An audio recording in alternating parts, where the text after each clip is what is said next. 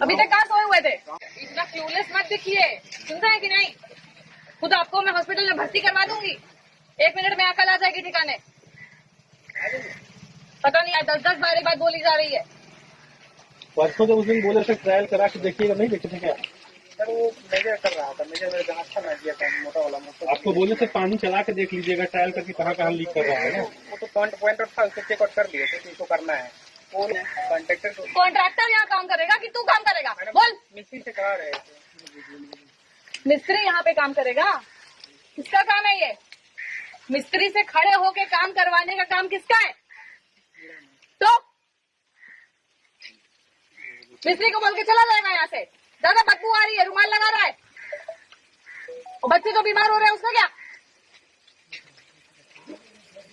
बदतमीज आदमी मिस्त्री के भरोसे बैठा हुआ है ये। 5 दिन से यहाँ पे समस्या चल रही है। अग्रीमेंट देना था ना, तभी करना था कि नहीं करना था? तो उस टाइम नहीं किया तो अब नहीं करेगा? तब तो पैसा खा के बैठ गया। तब तो उसको आप नहीं पूछे, आपका जेई भी नहीं पूछा कि एग्रीमेंट पीरियड में तुमको एक काम करना है तो क्यों नहीं कर रहे हो?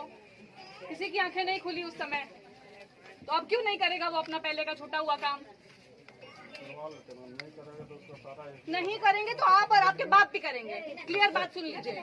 अब मुझे आप इस लेवल पे ले आए हैं तो आपको सुनना पड़ेगा गाली, समझे कि नहीं?